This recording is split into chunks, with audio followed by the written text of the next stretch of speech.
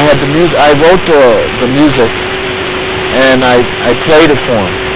And he said, "Wow, man, he really liked it." And then he put some guitar stuff on it, which really enhanced it, and I liked what he did.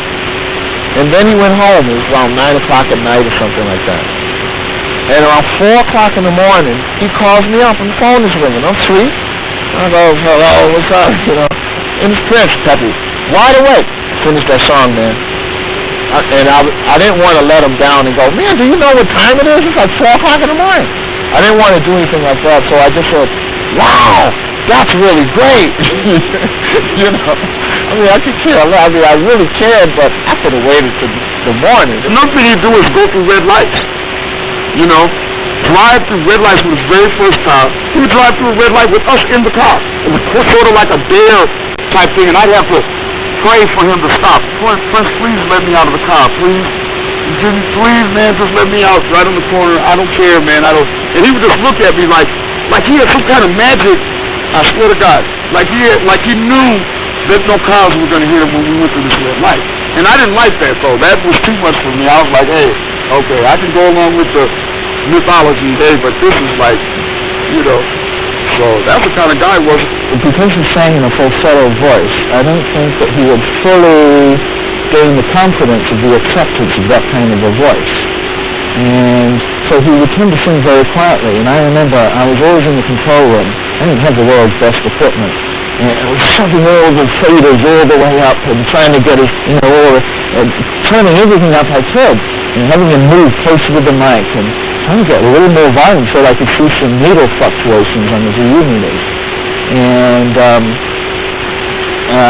I was just not getting enough level. It was really an equipment deficiency more than anything else.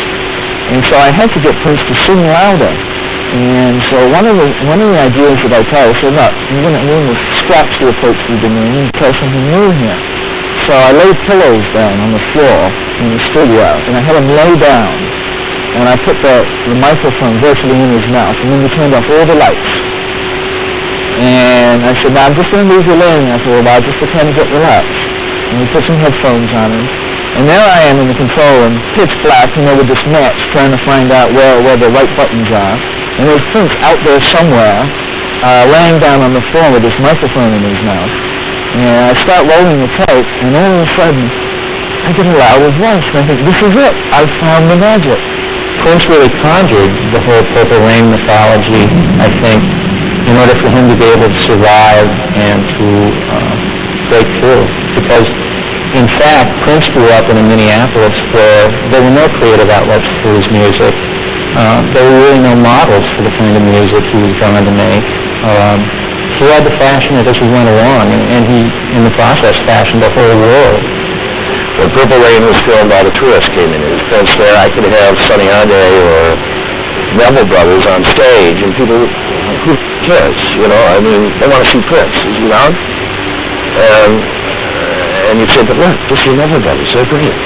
It wasn't that he changed. It was the people around him that changed.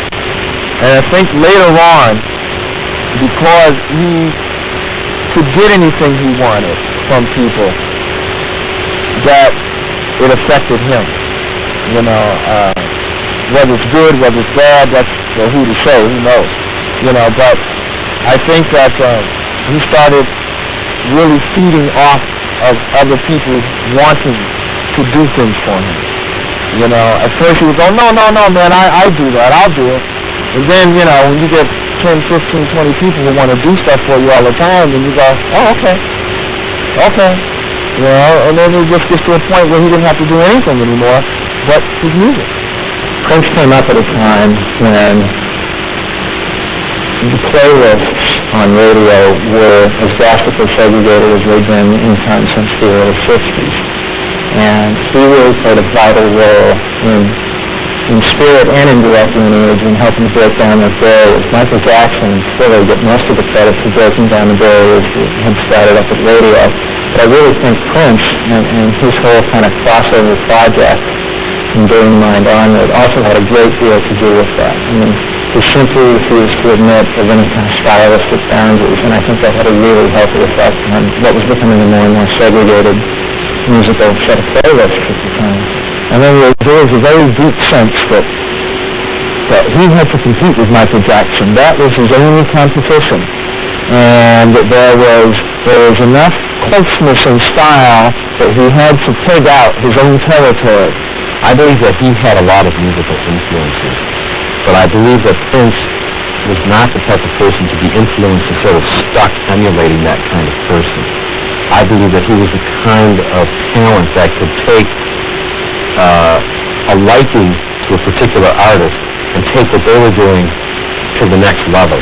Nobody who's been on the scene in the past 20 years recombines musical elements as freely and as creatively as Prince has at times. But at the same time, if you look at the really stellar musical careers of the 20th century, you find that there are sustained collaborative relationships that happen. With Duke Ellington, it's Billy Strayhorn. With James Brown, it's a series of sidemen who got less creative credit in his career than they really deserved, but they were there long term, and they really contributed a lot to his sound and his sensibility. The interesting thing about Prince, and in some ways the tragedy of Prince, is that he has never been able to sustain those relationships. He grew up isolated. He developed this vision of where he wanted to go and who he wanted to be, and he invented himself in that mode. And that attitude toward life and toward his career served him really well for a really long time.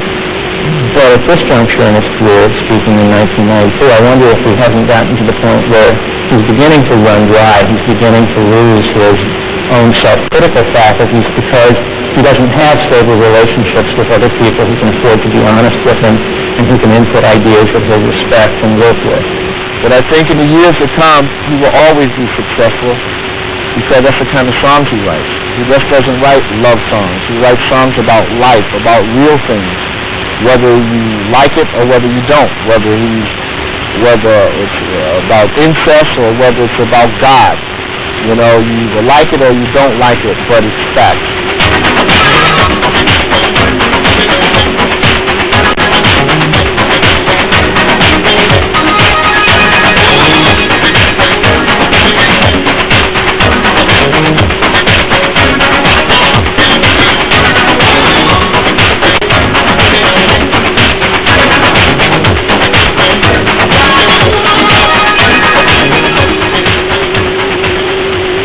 I think he should be looked at as the most significant artist of the 80s because he pumped in a phenomenal energy into this black music song. He kind of fused rock and jazz and funk and pop together and made it into a thing that sounded really acceptable to everybody. Prince will be looked upon, I think, in the same regard as a lot of the pioneers and the superstars from of the last 50 years, you know, with Presley and the Beatles, the Rolling Stones, Little Richard. Prince will be in the top 10, if you will. Even though he is recognized worldwide and his name is known by, you know, every household that exists today almost around the world, that people really don't understand him in total. And I feel that, I personally feel from seeing him do other things and knowing what Prince is capable of, that he is a modern-day Mozart or Beethoven, if you may, that his genius has yet to be discovered. I named my dog after him. I had got a dog a guy gave me around the lake, a Samoan Husky.